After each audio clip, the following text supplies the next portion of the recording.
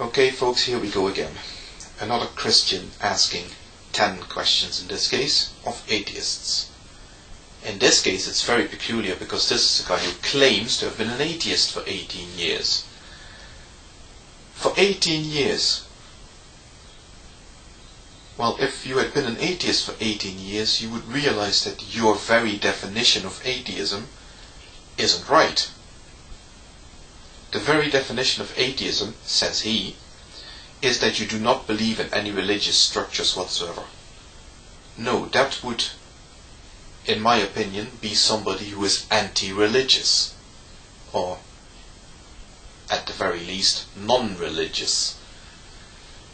Atheists do not believe in any gods whatsoever.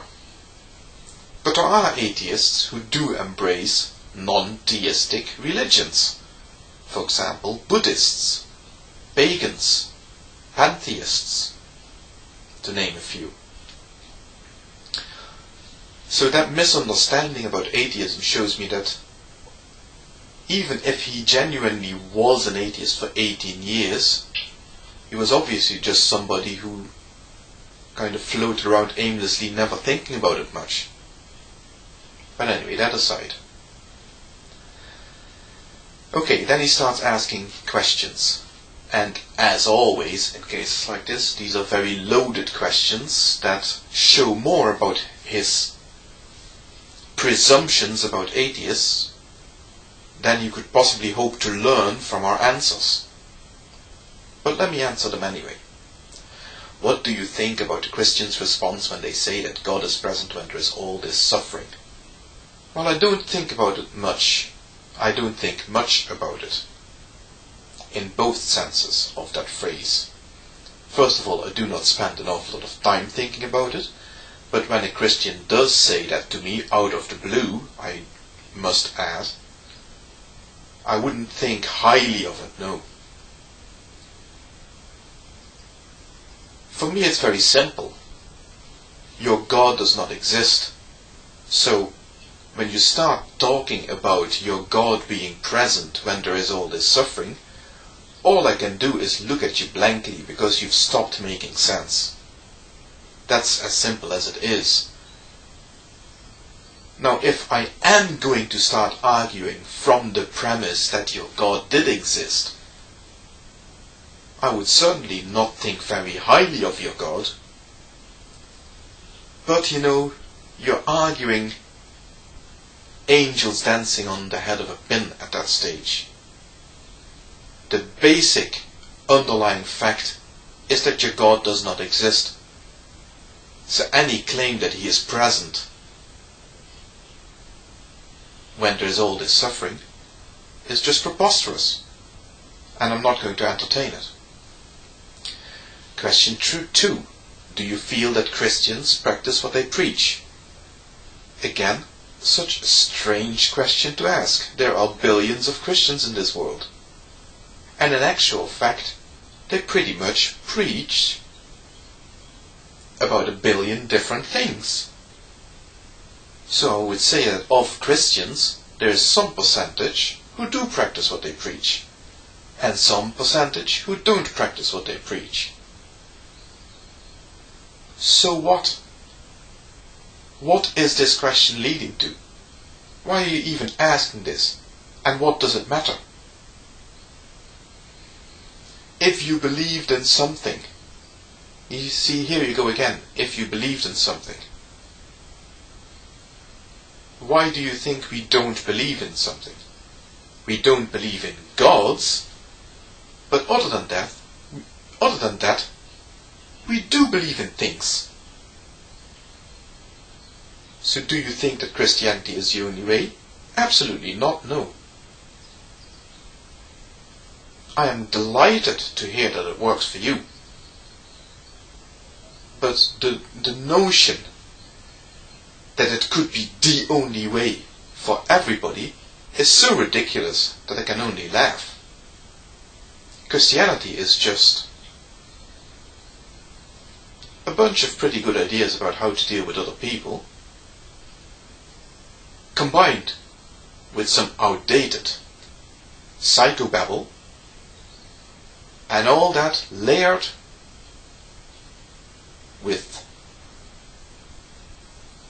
supernatural nonsense that we can safely dismiss. How do you feel when a Christian tells you that you can't earn your ways to salvation? If a Christian tells me that I need to be saved, the conversation is over. I am quite open. I'm quite open to befriending Christians. I extend the hand of friendship to any Christian, but I do not need to be saved. It is as simple as that. And in order to even consider your friendship, you will accept that I do not need to be saved.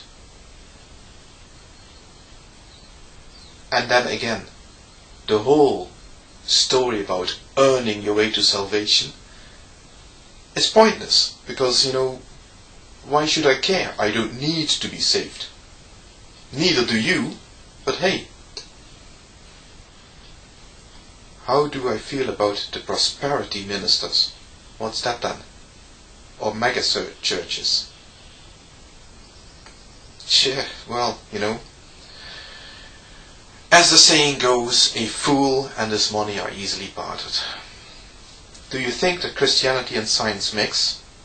Yes, I do. As long as Christianity has the good sense not to try and make factual statements about the nature of reality. As long as it knows its place, it can mix quite well with science, yes. How do I feel about the Bible? That's an interesting book. Is it the inerrant inspired word of God? Well, hello, I'm an atheist. There is no God. So, to ask whether the Bible is the inerrant inspired word of a non-existent entity is preposterous. Why are you even asking this question? Do you see how silly that is? Well, obviously you don't, because you asked the question. Do you believe that Jesus Christ existed? Well, do you believe that Tom Sawyer existed? Or Harry Potter? I think Jesus Christ is the lead character in a novel. And that's putting it kindly. Do you feel that geography, where you were born, has any difference in whether a person is a Christian, Buddhist, Muslim, or any other religion? Do I really need to answer that? In different regions in the world, there are different majority religions in which different children are born that are then indoctrinated in those religions. And since most humans have a tendency not to question, deep questions about existence and reality, they don't bother investigating the belief system in which they were brought up, and so they tend to stick with the belief system in which they were brought up.